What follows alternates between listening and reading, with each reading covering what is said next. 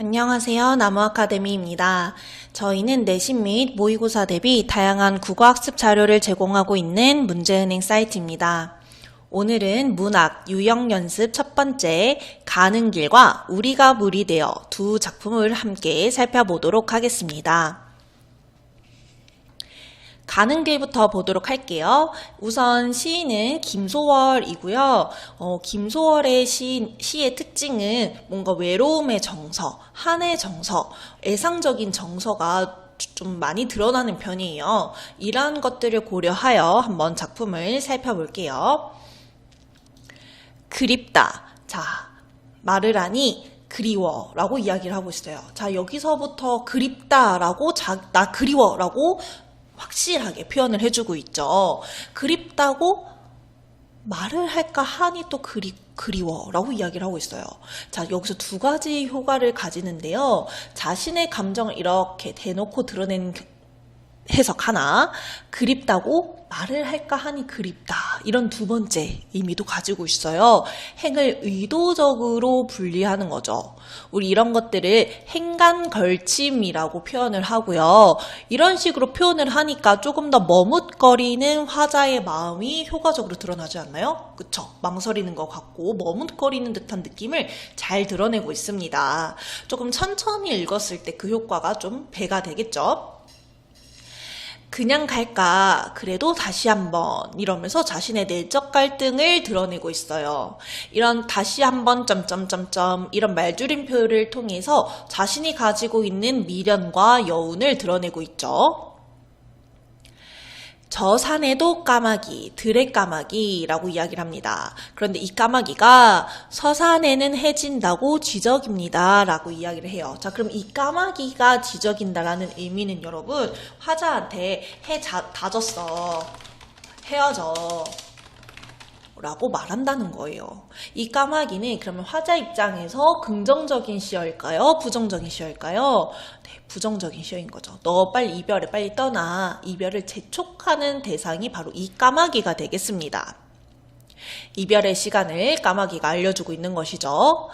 앞강물, 뒷강물, 흐르는 물은 어서 따라오라고 따라가자고. 자, 이 물조차도 여러분 화자한테 야, 빨리 와, 빨리 떠나자 라고 이야기를 하고 있는 거예요. 까마귀처럼 이별을 재촉하는 대상인 거죠. 흘러도 연달아 흐립디다려 라고 이야기를 하고 있습니다. 방언도 사용되고 있네요.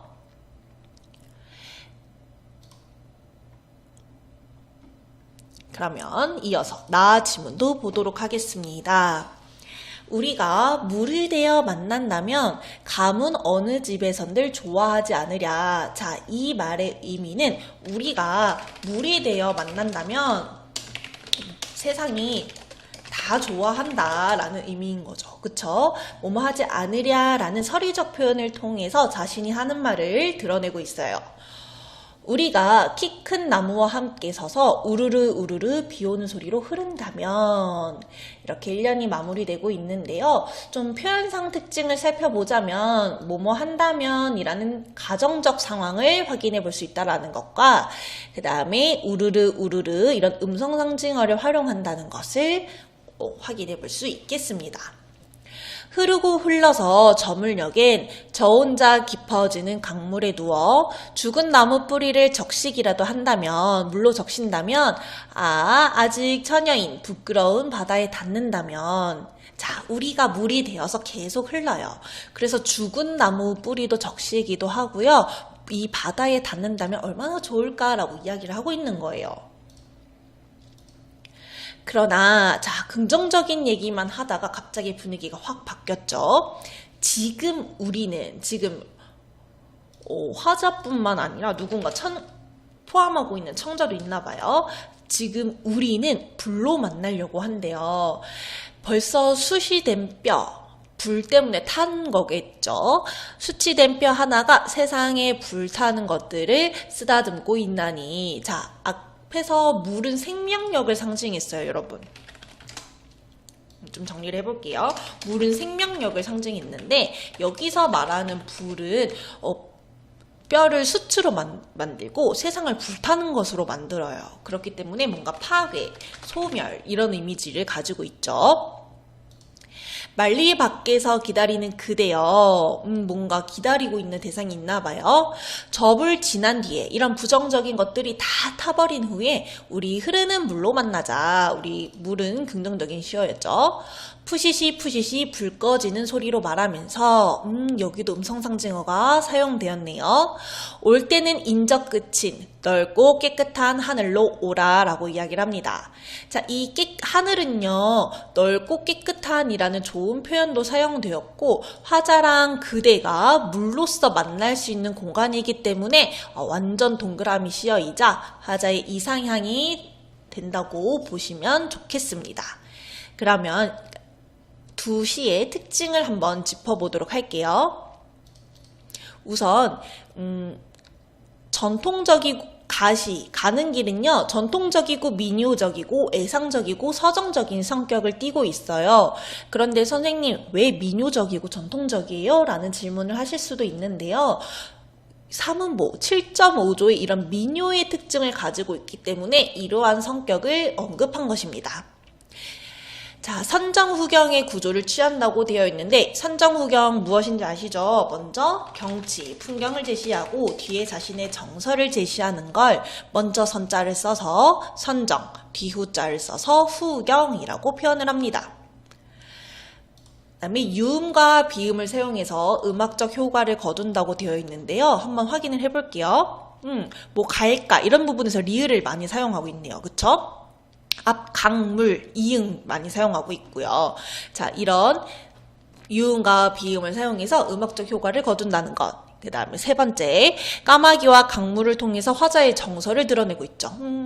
자꾸 가라고 재촉하네, 이별하라고 재촉하네, 아쉽다, 그립다 이런 정서를 드러내고 있고요. 시행의 길이와 어조로 화자의 심리를 표현한다고 되어 있는데 또 하나 중요한 거 있었죠? 바로 행간걸침을 의도적으로 사용했다라는 거. 나시의 특징도 살펴보도록 하겠습니다. 상징적이고 의지적이요. 물과 불의 상징이 엄청 뚜렷했죠.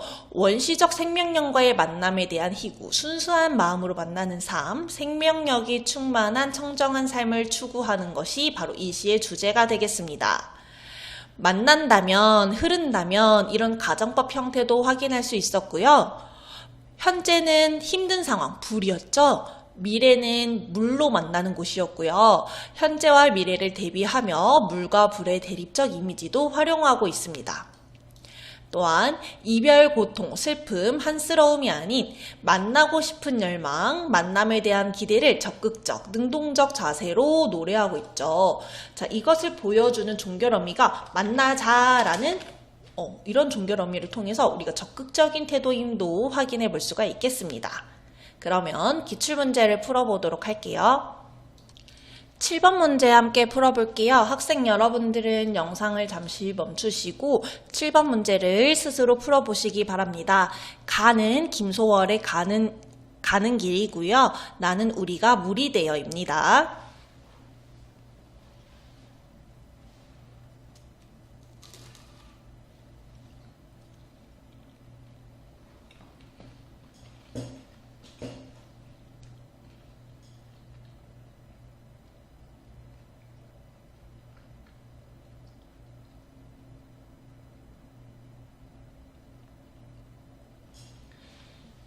자, 정답을 몇 번으로 고르셨나요? 정답은 바로 4번이 되겠습니다. 가의 화자는 내적 갈등을 드러내고 있었죠. 그런 부분이 1년에 잘 나타났어요. 그립다, 말을 하니 어쩌고 하면서 이렇게 고민하고 머뭇거리는 내적 갈등이 잘 드러나고 있고요. 나의 화자 같은 경우는 현재의 상황이 불이라고 했잖아요. 불로 만나려 한다. 근데 이 불은 소멸과 파괴의 이미지라고 했었어요. 그렇기 때문에 이러한 불을 지나서 우리 물로 만나자라고 하면서 현실 극복 이미지, 그 다음에 긍정적인 미래를 그리고 있는 부분을 확인할 수가 있었죠. 그렇기 때문에 4번이 가장 적절한 설명이 되겠습니다. 1번 가의 화자는 나의 화자와 달리 이별의 상황을 담담하게 수용하고 있나요? 아니죠. 이별을 되게 힘들어하고 있었어요. 2번 나의 화자는 가의 화자와는 달리 대상과의 만남에 대해 회의적인 태도? 아니죠. 나의 화자도 물로 만나자라고 하면서 적극적인 태도를 보이고 있었어요. 3번. 가해 화자는 과거를 중심으로 시상을 전개하나요? 뭐 더 볼 필요도 없겠네요. 5번. 가와 나 화자 모두 자연물을 통해 자신의 감정을 이입하며 표현하고 있다. 자, 감정이입의 부분은 두 작품 모두 확인할 수가 없습니다. 자연물을 통해서 자신의 정서나 생각을 간접적으로 드러내는 부분은 나타나지 않았어요. 유형연습 첫 번째 지문에 대한 강의는 여기서 마무리하도록 하겠습니다. 더 많은 학습 자료는 저희 나무 아카데미를 확인해 주시기 바랍니다. 감사합니다. 안녕하세요. 나무 아카데미입니다. 저희는 내신 및 모의고사 대비 다양한 국어 학습 자료를 제공하고 있는 문제은행 사이트입니다. 오늘은 완성, 문학, 유형연습 두 번째 지문인 태영에 대해서 함께 살펴보도록 하겠습니다. 자, 태영이라는 작품은요, 감옥 안에서 발생하는 사건들을 다루고 있는데, 지문에 제시된 부분은 이제 너무 더운 상황에서 감옥에 갇혀 있다 보니까 생존의 위협을 느끼고 뭔가 도덕적인 사상들이 이제 무너진 것들을 드러내주고 있어요. 함께 살펴보도록 할게요. 감옥 상황이 제시되어 있네요. 너무나 더운가 봐요. 몇 도인지 110도 혹은 그 이상인지도 모르겠다. 5평이 좀 못 되는 이 방. 처음에는 20사람이 있었지만 몇 방을 합칠 때는 28사람이 있었다. 그때에 이를 어찌하노 하였대요. 진남포 감옥에서 공소로 넘어온 사람까지 하여 34사람이 되었을 때에 우리는 한숨을 쉬었다. 더 힘들어졌다라는 거겠죠.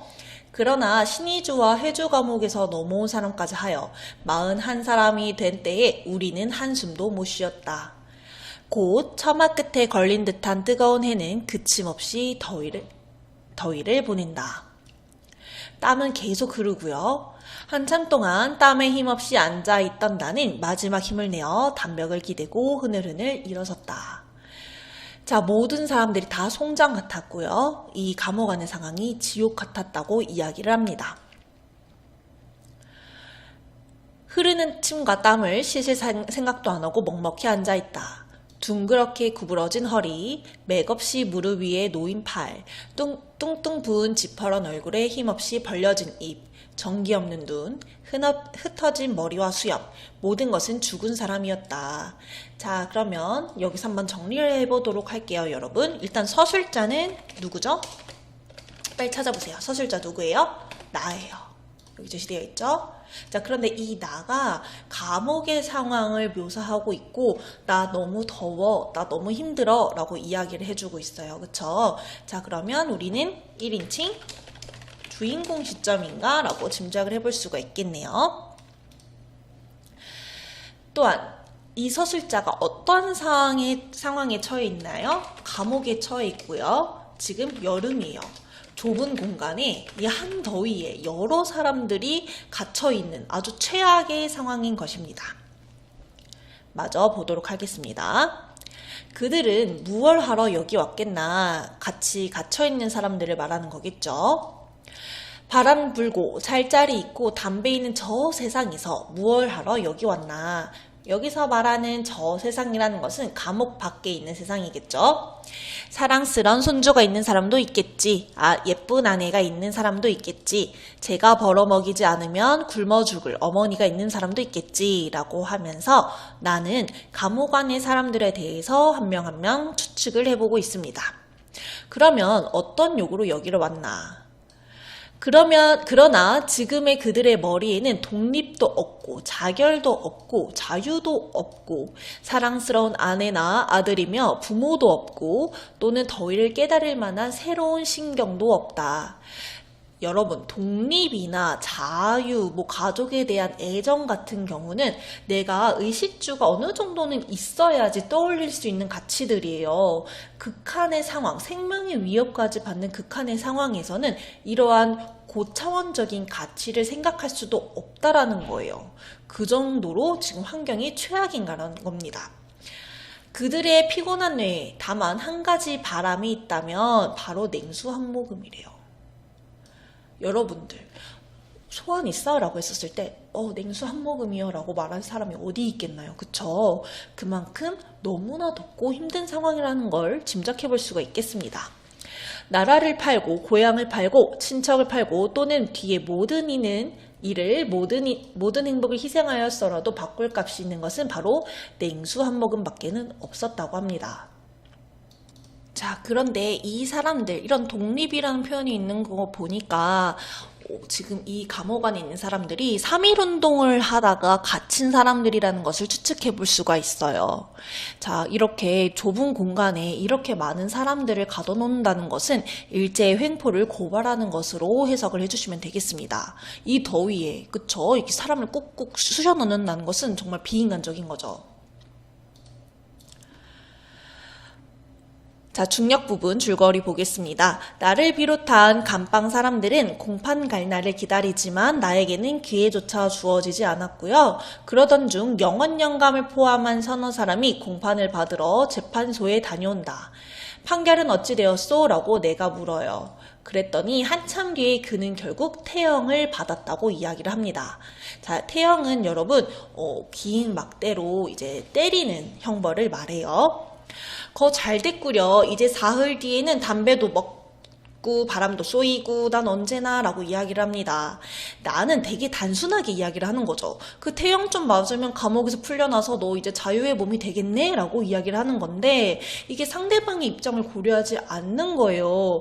왜냐하면 여러분 태형을 이제 받은 사람은 영감이었어요. 노인들이 이러한 태형을 받으면 잘못될 수도 있거든요. 아니나 다를까 반박을 하죠. 여보 잘 되시오. 무엇이 잘 된단 말이오. 나이 70줄에 들어서서 태 맞으면 이라고 말하기도 싫다라고 이야기를 합니다. 나이 70이 넘었기 때문에 태형을 맞고 죽을 수도 있다고 생각을 한 것이죠. 그런데 너무 덥다 보니까 나조차도 이렇게 이기적인 모습을 말합니다. 너는 죽겠다고 걱정하겠지만 너만 사람이야? 라고 하면서 너 아들 둘 다 총 맞아 죽은 다음에 살아있으면 무얼 해? 라고 이야기를 해요. 그러면서 하는 말이 우리 공간이 너무 좁으니까 너가 나가면은 우리가 조금이라도 넓어지지 않겠느냐. 너 정말 이기적이다 라고 이야기를 해요. 자, 죽은 아들의 과거까지 떠올리는 거 정말 잔인한 거죠. 하지만 여러분 나가 도덕성이 무너지고 이기적인 면모를 보이는 것은 맞아요. 하지만 내가 원래 이런 인물이었을까요? 아니죠. 감옥이라는 극한 상황에 처해 있기 때문에 이런 이기적인 면모가 발현된 것입니다. 자, 우리 이런 것들을 환경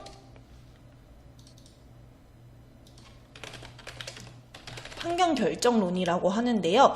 인간이 어떤 환경에 처해 있을 때 그 환경에 영향을 받아서 타율적으로 끌려간다는 이론입니다. 이 작가의 다른 작품들에서 이런 환경 결정론적인 성격들이 되게 많이 나타나는데 그래도 이 작품은 나중에 본인이 반성하는 부분이 제시가 되어 있어서 조금 그 성격이 약한 편이긴 해요. 아무튼 이러한 환경결정론과 관련된 문제도 출제될 수 있으니 어떠한 것이고 이런 부분이 어느 내용에 반영이 된 것인지를 잘 확인해 주시기 바랍니다. 마저 보겠습니다. 자, 사람들도 다 너무 힘드니까 너무만 생각한다, 내쫓아라 이런 이야기를 한대요. 영감은 대답이 없었다. 길게 쉬는 한숨만 우리의 귀에 들렸다. 우리들도 한참 비웃은 뒤에는 기진하여 잠잠하였다. 무겁고 괴로운 침묵만 흘렸다. 모든 사람들이 너 정말 이기적이야. 그냥 가서 나가 라고 이야기를 하면 영감 입장에선 정말 할 말이 없겠죠. 하고 나중에 다시 영감이 날 찾았다고 합니다. 노영 말이 옳소. 내 아들 두 놈은 정령고 다 죽었세다. 난 나 혼자 이제 살아서 뭘 하겠소? 취하게 해줘 라고 하면서 자신이 그냥 태형을 맞겠다라고 이야기를 하는 거예요. 태형을 맞겠다라는 건 나도 그냥 죽겠다라고 이야기를 하는 거죠 뭐. 진작 그럴 게지. 그럼 감수 부릅니다 라고 하면서 끝까지 이기적인 모습을 보이네요. 그래 주소. 영감은 떨리는 목소리로 말했다. 나는 패통을 쳤다. 간수는 왔다. 내가 통역을 서서 그의 뜻이라는 것보다는 우리의 뜻이죠. 그쵸? 뜻을 말하며 간수는 시끄러운 듯이 영감을 끌어내갔다. 자리에 돌아올 때 방한 사람들의 얼굴을 보니 그들의 얼굴에는 자리가 좀 더 넓어졌다는 기쁨이 빛나고 있었다. 자, 태형으로 인해서 영감이 죽을 수 있음에도 불구하고 자신들의 자리가 넓어졌다는 사실을 더 중요시하고 여기고 기뻐하고 있어요. 사람들의 이기적인 모습이 나타나고 있는 것이죠. 그러면 기출문제를 풀어보도록 하겠습니다.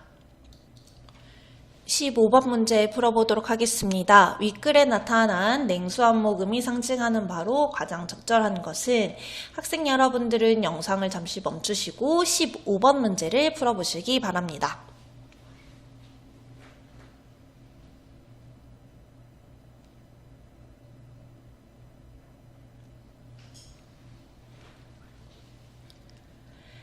정답은 몇 번일까요?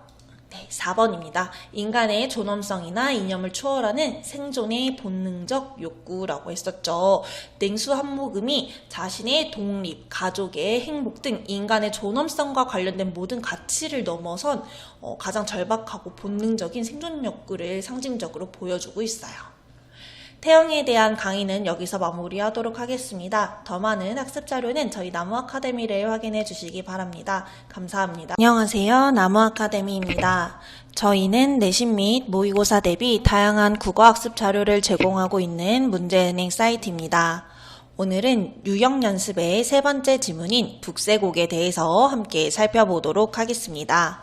지문 분석에 들어가기에 앞서 이 글의 뭔가 특징적인 요소들을 먼저 짚어보고 가겠습니다.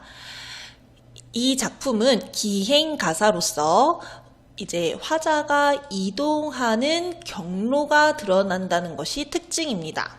경로가 드러나고, 그다음에 경로가 드러난다는 건 여러분 구체적인 지명이 나타난다는 거겠죠. 자기가 이곳 저곳을 옮기면서 보고 느낀 것들을 기록한 작품이 되겠습니다. 사실적이고 비판적인 성격이 강하고요. 왜 비판적인가 했더니 화자가 바로 암행어사이기 때문이에요. 암행어사로서 백성들의 생활을 시찰한 체험과 백성들에 대한 애민정신, 백성들을 안쓰럽게 여기고 사랑하는 정신이 나타나고 있는 작품입니다. 자, 그러면 왜 비판적인가 라고 했었을 때 이러한 백성들을 못살게 구는 요소들에 대해서 비판적인 태도를 취한다는 것이겠죠. 특징 살펴보겠습니다. 일상어휘 그리고 사투리, 방언을 사용해서 현장감을 드러내고 있고요. 시어를 반복해서 화자 자신의 소망을 강조하고 있습니다.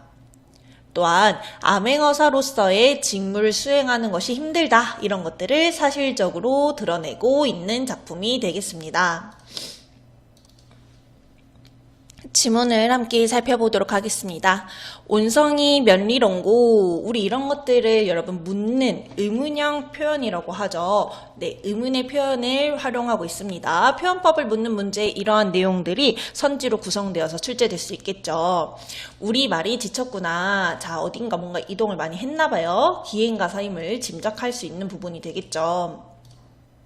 서성 밖에 잠깐 쉬어 말 얻어먹이려니 말한테 밥을 주려고 했으니 갑자기 소주장수 앞에 와 팔려 하니 그 술을 먹어보자. 자, 소주장수가 갑자기 와서 술을 팔아서 그걸 한번 먹어봤더니요, 촌사람의 솜씨가 아니래요. 이 말인 즉슨 소주의 맛이 아주 좋다라는 거겠죠. 자, 그리고 화자는 근데 여기서 좋다에서 끝나는 것이 아니라 암행어사이다 보니까 이러한 소주를 파는 행위와 그 소주의 맛에 대해서 의문을 품게 됩니다. 관가술이 분명한데 그 곡절 뭐를 쏘냐라고 이야기를 하는 거죠. 이 사람이 술 좋아함을 태수가 들었더라. 아, 내가 술 좋아한다는 걸 이 태수라는 존재가 들었구나. 그래서 나한테 팔려고 하는구나. 이야기를 하는 부분인 겁니다. 미리 독에 빚어 예 와서 기다린 지 여러 날이 되었더라. 수상이 오는 손, 이 손님인데요. 바로 자기 자신, 암행어사인 자기 자신을 말하는 거겠죠. 나인 줄 짐작하고 짐짓 싸게 파는구나. 자, 태수가 암행어사인 화자가 술을 좋아한다는 정보를 입수하고 화자가 암행어사임을 짐작하여 좋은 술을 싸게 팔았대요. 이거 왜 싸게 팔겠어요, 여러분? 잘 보이려고. 그쵸? 자연히 이 소식을 바람결에 얼핏 들었더니 아는 채 무엇하리 담뱃대 둘을 주고 한 병을 기울이니 가목로 다름없네 라고 이야기하고 있습니다. 여기서 말한 이 가목로는 아주 맛이 좋은 술을 의미해요, 여러분. 가목로 뭐 중요한 의미는 아니고요. 되게 맛있는 술이다. 질 좋은 술이다 라는 의미입니다. 속깁도야 이 부사야 너 언제 날 알더냐 라고 이야기합니다. 야 너 진짜 대단하네 너 나 알아? 라고 이야기하는 부분이에요. 여러분 긍정적인가요 부정적인가요? 네, 부정적인 반응을 보이고 있다는 것을 확인하셔야 됩니다. 이 속깁도다 라는 표현 때문에 부사를 긍정적으로 평가하나 라고 해석하는 것은 완전히 잘못된 해석이에요. 여기서부터 종성까지. 자, 기행가사의 특징이 드러납니다. 자, 종성이라는 구체적인 지명이 드러났어요. 오십리가 된다 하니 바삐 가는 저문길에 얼음 밑에 빠졌구나. 겨울인가 봐요. 버선행전 다 적시고 동태가 되었구나. 내가 온몸이 젖고 지금 막 추위 때문에 뻣뻣하게 굳어있는 모습이 동태와 같대요. 그러면서 남한테 보이기 부끄러워하고 있네요. 조금 중간으로 넘어가서 보겠습니다. 기생이 말합니다. 저 양반이 어사신가? 여기서 말하는 저 양반은 화자인 거죠.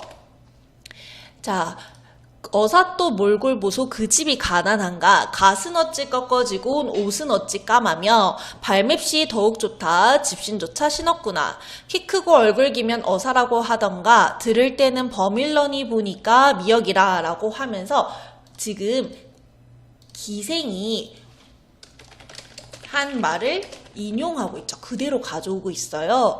기생이 화자인 자신을 보고 그 외양을 뭔가 우습게 표현한 말을 인용하고 있습니다. 그쵸? 표현 방식을 묻는 문제에 이런 내용들도 출제될 수가 있겠네요. 가만히 살펴봐도 내가 봐도 초라하대요. 자, 위를 갖춘 후에 좌수 이방 잡아들여. 자, 이런 부분들이 이제 암행어사로서 일을 하는 부분이 되겠죠. 이제 차림새를 조금 정리하고요. 좌수나 이방 이렇게 못되게 백성들을 못살게 구는 존재들을 잡아들여서 몹시 치며 형추하니 정강이가 찢어지되 큰 칼 씌워 봉인하고 끌어내어 하옥하니.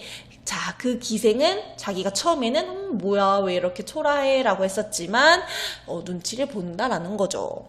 고슴도치 되었더라. 아까는 조롱더니 지금은 떠는구나 라고 이야기를 하고 있어요.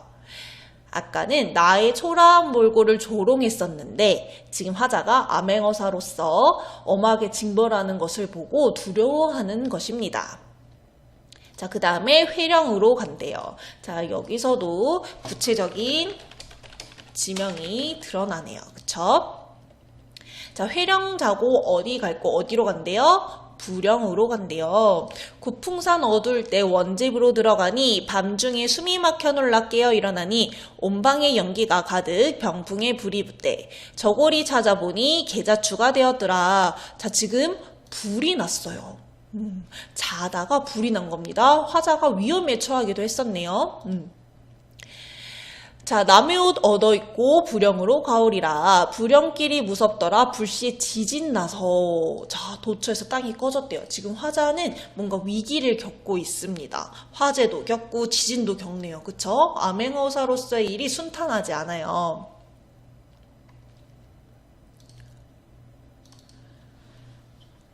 자, 여러 달 굶주리다. 혹시 출두하면 음식은 성대 하나라도 살로 가랴. 이 부분의 의미가 무엇일까요, 여러분? 아까 첫 부분에 읽었던 것처럼 암행어사가 간다고 하면 자기를 위해서 음식을 잘 차려준대요, 거기 사람들이. 그런데 내가 일이 너무 힘들고 이렇게 고생을 하다 보니까 이게 살로 안 간다라고 이야기를 하는 겁니다. 그만큼 힘들다. 이야기를 하는 거죠. 나 아무리 잘 먹어도 대접을 받아도 살로 안 간다.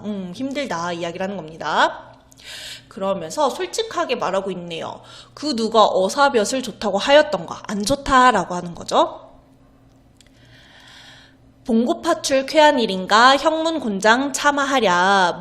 못할 일 억지로 하니 제 심정 나빠지고 못할 일을 하려고 하니까 마음의 부담감도 지금 너무 큰 상태인가 봐요. 고맙다니 잠깐이요 원수는 대대로다.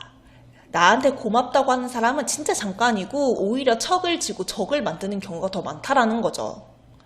내 애써 다니면서 백성 고통 자세히 알아. 낱낱이 보고하니 조정해서 살펴보고 열에서 7, 8 시행을 아니하면 그 안이 허망한가 이 일이 상관있다. 자, 내가 암행의사로서 이런 백성의 어려움을 조정에 보고내도 시행을 안 하면 나 너무 허망하다 이야기를 하는 거죠. 하물며 북도 백성 위로할 것 많더리라.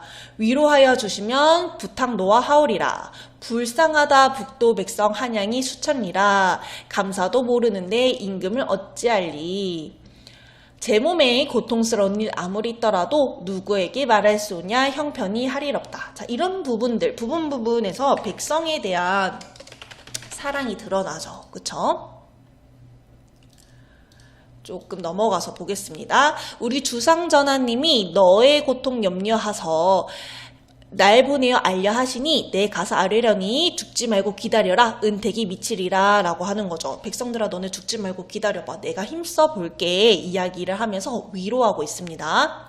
비노니 햇빛 아래 택배하고 비노니 봄 기운 포택할 때 음곡부터 먼저 하면 먼 곳에 저 사람들 거의 도모하리. 자, 백성들에 대해서 임금께서 좀 잘 살펴주세요 라고 하면서 자신의 바람을 드러내고 있어요. 반납게 늙은 몸이 임금 은혜 아니시면 6,500리 먼 길을 탈없이 왔겠는가. 임금님 은혜 덕분에 그래도 내가 별 큰일 없이 왔다라고 이야기를 하는 부분입니다. 아이야 잔 씻어라. 천왕씨 18,000 지왕씨 18,000 합하여 36,000세를 우리님께 헌수하자. 우리 임금님께 장수를 비는 뜻으로 술잔을 올려보자 라고 하는 이야기입니다. 백성들에 대한 애민 정신도 드러나고요. 임금에 대한 충성심이 드러나는 부분도 나타나네요. 2번 문제 풀어보도록 하겠습니다. 학생 여러분들은 영상을 잠시 멈추시고 2번 문제를 스스로 풀어보시기 바랍니다.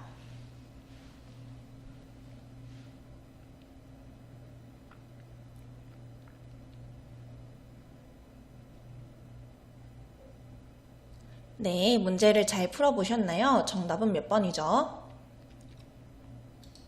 바로 2번이 되겠습니다. 속깁도야 이부사야 너 언제나 알더냐 라고 했던 부분 기억나시나요? 부정적 반응에 해당하는 것이지 뿌듯해하는 태도를 드러내고 있는 것은 아닙니다. 이번 작품에 대한 영상은 여기서 마무리하도록 하겠습니다. 더 많은 문제와 학습 자료는 저희 나무아카데미를 확인해 주시기 바랍니다. 감사합니다. 안녕하세요. 나무아카데미입니다.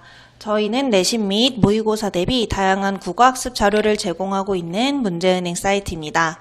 오늘은 수능 완성, 국어, 문학, 유형 네 번째 지문인 남념부주지에 대해서 함께 공부해 보도록 하겠습니다.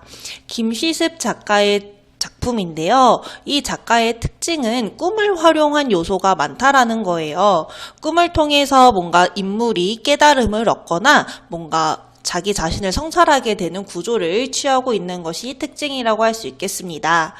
마찬가지로 남념부주지 또한 주인공이 꿈속에서 겪은 일을 바탕으로 이야기를 전개하고 있고요.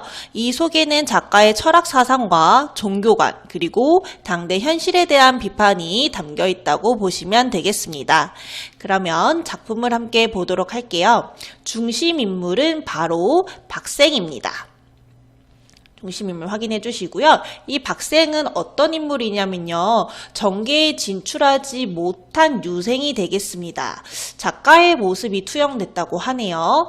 시험에 빈번히 떨어져 이 박생이란 인물은 항상 불만을 품고 있었는데 그럼에도 불구하고 유교와 불교의 차이를 신경 쓰지 않고 이제 배우려고 하고 교류하려고 하는 아주 개방적인 사고를 가진 인물이라고 평가해 볼 수 있겠습니다. 하루는 박생이 승려에게 천당과 지옥에 관한 이야기를 듣고는 의심스러운 마음이 들어서 질문을 했다고 하는데요. 자, 천지는 하나의 음량일 따름이요. 그러니 천지 밖에 또 다른 천지가 있을 리 있소? 필시 허튼 얘기일까요? 라고 묻자 승려 역시 속 시원한 대답을 못한 채 죄를 씻거나 덕을 쌓으면 각각 그에 따른 보답이 있는 말로 대꾸할 뿐이었다. 박생은 그 말을 전혀 받아들일 수 없었고요. 박생은 일찍이 일리론이라는 글을 지어 스스로를 경계하며 이단의 가르침에 흔들리지 않고자 했다고 합니다. 중략 부분 줄거리 보겠습니다.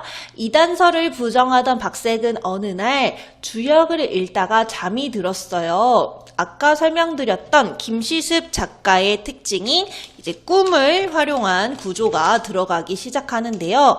이 잠이 들어 부분이 바로 선지에서 임몽이라는 단어로 출제될 수가 있습니다. 임몽이 이 부분에서 나타나고 있고요. 우리 이러한 작품 구조를 몽유 구조라고 한다는 것도 알아두시기 바랍니다.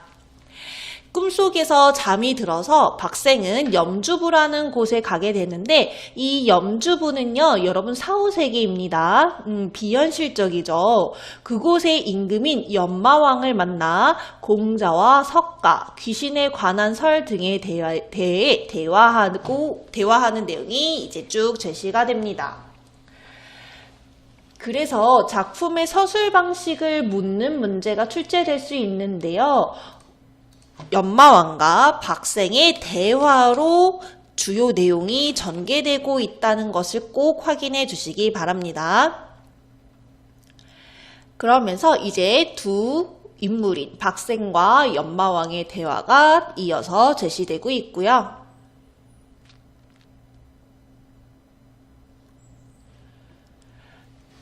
윤회가 그치지 않아 이 승에서 죽은 뒤 저 승에서 산다는 말에 대해 여쭈어 볼 수 있겠습니까? 라고 박생이 연마왕에게 이어서 질문을 합니다. 연마왕이 대답을 해요. 정령이 흩어지지 않는다면 윤회가 있을 듯도 하요. 자, 여러분 윤회가 뭐냐면요. 불교에서 이제 다루고 있는 내용인데 덕을 쌓고 죽으면 다음 생에도 태어날 수 있다. 이런 것들을 우리 윤회 사상이라고 합니다. 하지만 연마왕은 대답하죠. 윤회가 있을 듯도 한데 오랜 시간이 지나면 결국 정령도 흩어져서 사라지고 마오라고 하면서 윤회를 부정하고 있죠. 자, 그리고 또 질문을 합니다. 임금께서는 어떻게 이런 이역 땅에서 왕이 되셨습니까? 라고 이야기를 합니다. 자, 지금 대화라고 하는데 거의 질문과 대답으로 이어져 있네요. 그러자 연마왕이 대답을 했다고 하죠. 나는 세상에 있을 때 임금께 충성을 다하며 온 힘을 다해 도적을 토벌했는데 그때 이렇게 맹세한 일이 있었대요. 내가 죽으면 귀신이 되어서라도 도적을 모두 죽이리라 라고 이야기를 합니다. 자, 이 말에서 알 수 있는 건 연마왕이 살아생전에 되게 충성심이 강한 인물이었구나를 짐작해 볼 수가 있겠습니다. 죽고 나서 소원도 이루어지지 않았고 충성스러운 마음도 사라지지 않았기에 이런 흉악한 땅, 아까 말했던 그 사후세계를 말하는 거겠죠. 임금 노릇을 하게 된 것이요. 지금 이 땅에 살며 나를 우러르는 자들은 모두 전생에 임금이나 부모를 죽이는 등 온갖 간사하고 흉악한 짓을 벌인 무리들이라오. 이들은 이곳에 살며 나의 통제를 받아 그릇된 마음을 바로잡으려 하고 있소 라고 하면서 자신이 지금 이 땅에서 어떠한 일을 하고 있고 자신의 백성들이 어떠한 사람들인지를 설명을 해주고 있습니다.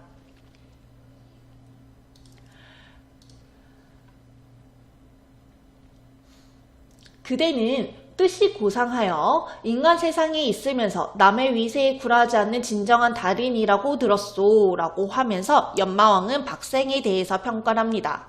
그럼에도 세상의 뜻을 한번 펼쳐 보이지 못했으니 이 말인 즉슨 박생이 번번이 시험에 떨어진 것을 말하는 거죠. 그야말로 천하의 보배로운 옥이 황야에 벌어지고 연못 깊이 갈아있는 것과 같은 신세구려. 이 부분에서 우리 비유, 지규가 쓰인 것을 확인해 볼 수 있겠네요. 훌륭한 장인을 만나기 전에야 누가 천하의 보물을 알아볼 수 있겠소? 참으로 안타깝소 라고 하면서 박생이 세상에서 자신의 뜻을 펼치지 못하는 것에 대한 안타까움을 또 드러내고 있습니다. 그러면서 자신이 이 세상을 뜰 운명이고 이어서 너도 이제 수명이 다 된 것 같은데 이 나라의 땅의 왕이 너가 되겠다라고 이야기를 하죠. 자, 그러면 염주부의 이런 공간적 특징을 묻는 문제에 시험에 빈번히 떨어지던 박생이 드디어 이상을 실현할 수 있는 공간이다 라는 내용이 충분히 출제될 수 있겠죠? 그쵸? 그리고 박생의 수명이 거의 다 해간다 라는 내용도 우리가 추측해 볼 수가 있겠네요. 그리고 제가 앞서서 이 작품을 통해서 작가가 당대 현실에 대한 비판을 드러냈다고 하는데요. 설명드렸는데요. 바로 나라를 가진 자는 폭력으로 백성을 위협해서는 안 돼요. 이런 내용들이 제시되고 있죠. 물은 나라는 백성의 것이요. 이런 부분들요. 그래서 이 연마왕과 그 다음에 박생의 대화에서 알 수 있는 내용들을 잘 정리해 주시기 바랍니다. 기출문제를 풀어보도록 하겠습니다. 6번 문제 풀어볼게요. A와 보기에 공통적으로 나타나는 화자의 태도로 가장 적절한 것은을 묻고 있는데요. A는 이 부분에 해당하고요. 6번에 A와 보기의 공통점으로 나타나는 화자 태도를 골라주시면 되겠습니다. 학생 여러분들은 영상을 잠시 멈추시고 문제를 풀어주세요.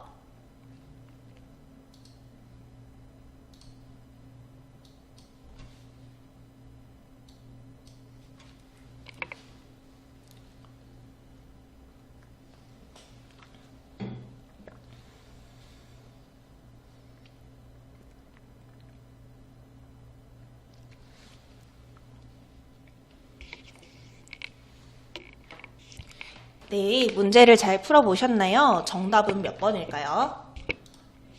네, 바로 4번이 되겠습니다. 먼저 A부터 확인해 보도록 할게요. A는 아까 연마왕이 말한 대사에 해당됩니다. 시험에서 빈번히 떨어져서 세상에서 자신의 뜻을 펼치지 못하는 중심인물 박생을 안타까워한다라고 했었고요. 그 다음에 또 하나 짚어봐야 할 게 이런 그야말로 천하의 보배로운 옥이 황야에 버려지고 연못 깊이 가라앉아 있는 것과 같은 신세구려 라는 듯한 비유적인 표현도 활용한다고 했었어요.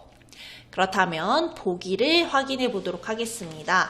여러분, 보기의 작가는 최치원인데요. 최치원은 타고난 신분이 타고난 신분의 제약 때문에 정계에 뭔가 적극적으로 진출하지 못했어요. 높은 신분에 도달하지 못해서 이러한 부분들을 되게 안타까워 했었습니다. 이 시는요, 그런 최치원의 마음을 잘 담고 있고요. 알아주는 이 없네, 등불 앞에서 말리 밖으로 마음 향하네 라는 부분이 드러나고 있습니다. 두 작품 모두 능력을 제대로 발휘할 수 있는 기회를 갖지 못하는 현실에 대해 안타까워하고 있다고 볼 수 있겠습니다. 세상에 어디에도 자신의 뜻을 알아주는 이가 없다고 최치원도 지금 안타까워하고 있는 거죠. 두 작품의 말하는 이의 태도로 적정한 것이 되겠습니다. 나머지 선지도 한번 볼까요? 1번, 타인의 조언을 경시하고 자만에 빠지는 것을 경계하고 있다. 뭔가 자만에 빠지는 듯한 내용은 지문에서 확인할 수가 없습니다. 2번, 소수에게만 권력이 집중되는 정치 현실이 되어 있는데 A와 보기 모두 능력을 펼치지 못하는 현실에 대한 안타까움이 드러나 있는 거지 소수에게 권력이 집중되어 있는 현실에 대해서 언급한 부분은 확인할 수가 없습니다. 3번, 약자를 배려하지 않는 부조리한 사회제도에 대한 개선 확인할 수 있나요? 없고요.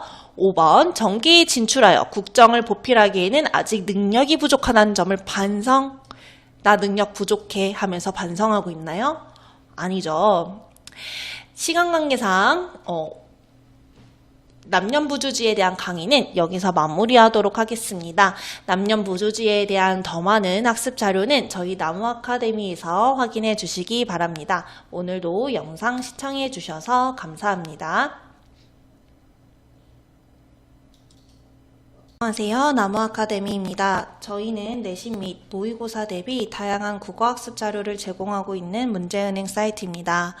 오늘은 수능 완성, 유형 연습 5번째 지문인 오장군의 발톱에 대해서 함께 공부해 보도록 하겠습니다. 일단 앞부분 줄거리에 해당하는 내용에 대해서 상세 설명을 해드리자면 먼저 오장군은요, 시골에 살고 있는 총각이에요.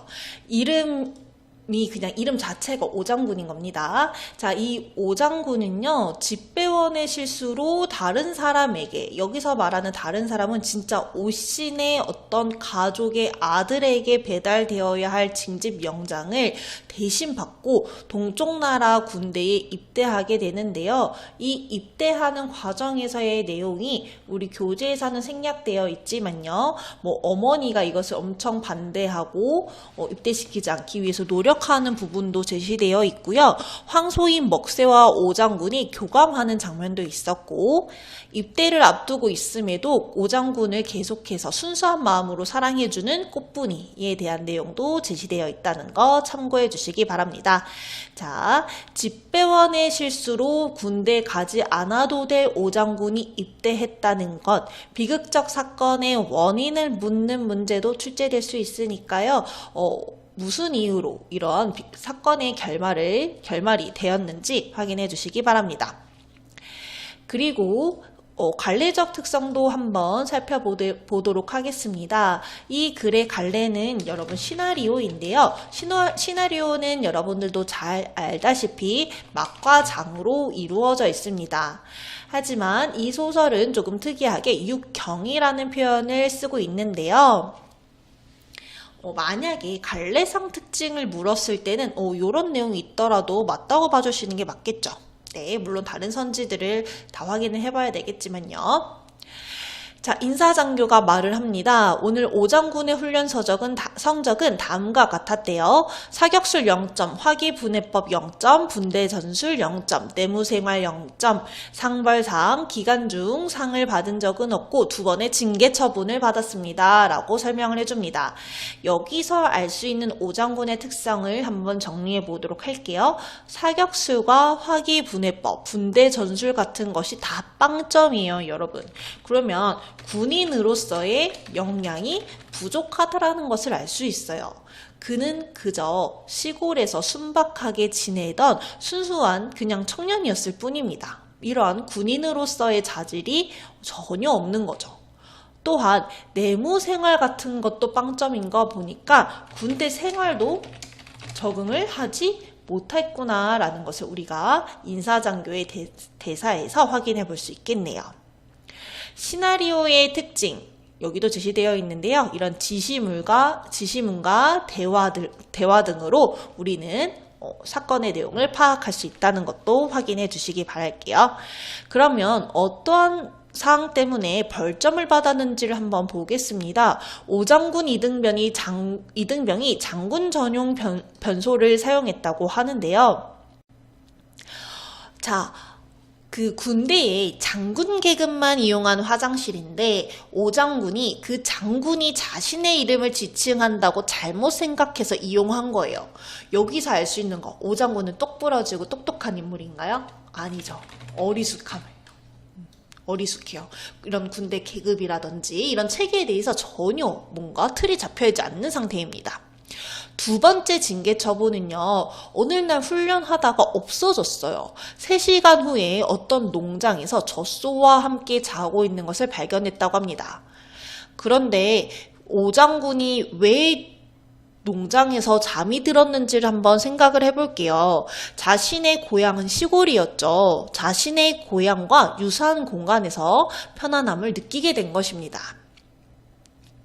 그리고 오장군 이등병의 훈련연대는 내일 8시 30분 제5 야전군 산하 보충대에 수송됩니다. 훈련소에서는 이들 신병들이 일선에 수송되기에 앞서 손톱과 머리카락을 받아둬야 합니다. 이것은 전사자의 시체를 찾지 못했을 경우에 대비하는 조치라고 말하고 있네요. 이런 부분들에서는 우리가 전쟁의 뭔가 잔혹성을 짐작해 볼 수가 있네요. 그쵸? 얼마나 슬퍼요. 그쵸? 시체를 찾지 못했을 때를 대비해서 손톱과 머리카락을 미리 받아둔다는 사실 자체가 너무 슬프지 않나요? 그쵸? 전쟁은 있어서는 안 될 일이 되겠습니다. 마저 보도록 하겠습니다. 이번엔 제10강으로 넘어갔고요. 오장군은 계속해서 어리숙한 모습을 보이고 있는데 이런 부분들을 묻는 문제도 출제될 수 있으니 잘 확인해 주시기 바랍니다. 이 사령관이라는 인물은 이러한 오장군을 이용하게 됩니다. 어떻게 이용을 하냐면요.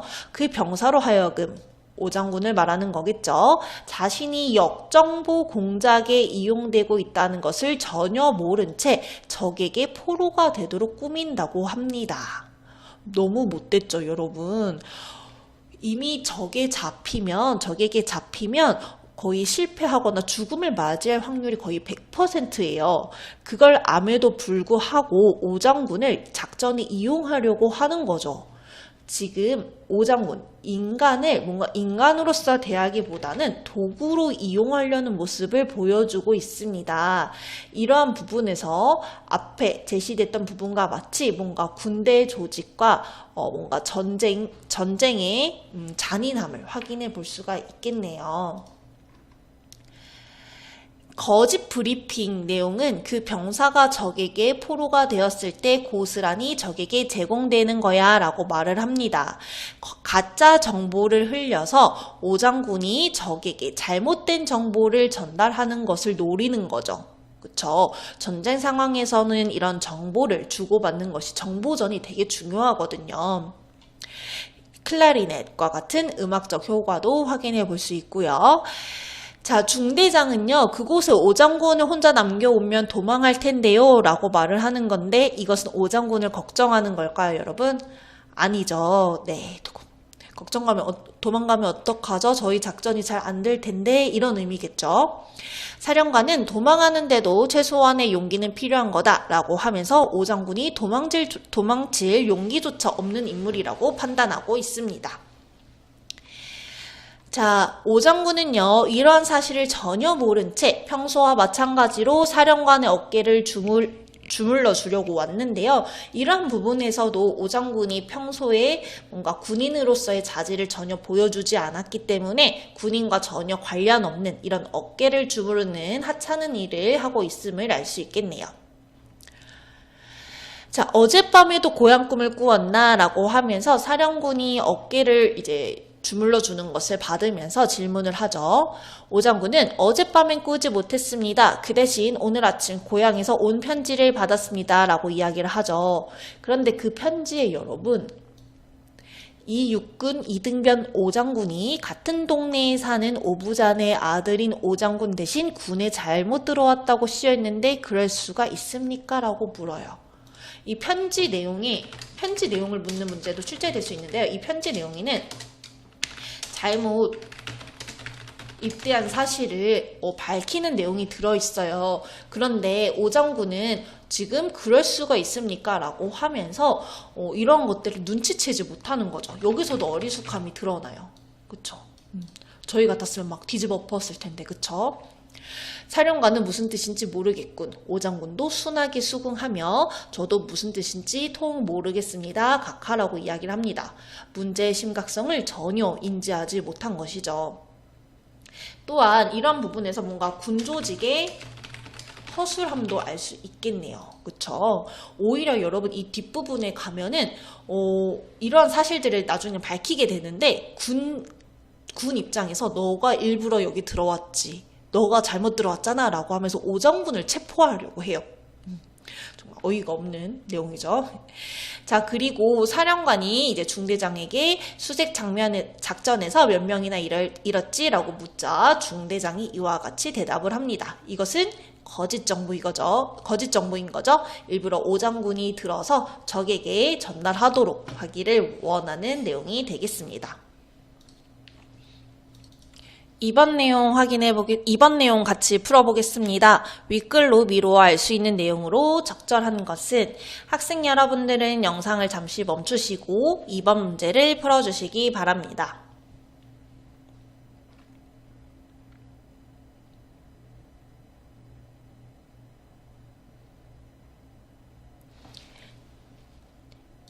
네, 정답은 몇 번이죠? 5번이 되겠습니다. 오 장군에게 배달된 징집 영장은 원래 다른 사람에게 전달됐어야 했는 게 맞았죠. 오부잔의 아들이라고 이제 저희 지문엔 제시되어 있지 않았는데 아까 앞서서 간략하게 설명을 드렸습니다. 다른 집 아들에게 가야 할 징집 영장이 집 빼워낸 실수로 오 장군에게 배달된 것이며 결국 오 장군은 죽음이라는 아주 비극적인 결말을 맞게 됩니다. 다른 선지들 중에 여러분 1번 같은 경우 있잖아요. 1번은 조심해 주셔야 될 게 아까 인사장교의 보고에서 오장군이 사격 훈련을 받았다는 것은 알 수 있어요. 그쵸? 빵점을 받긴 했지만요. 그렇기 때문에 한 번도 총을 잡지 않았다. 요 내용은 틀린 겁니다. 주의해 주시기 바라면서 저희 오장군의 발톱은 여기서 마무리하도록 하겠습니다. 더 많은 학습 자료는 저희 나무 아카데미를 확인해 주시기 바랍니다. 감사합니다.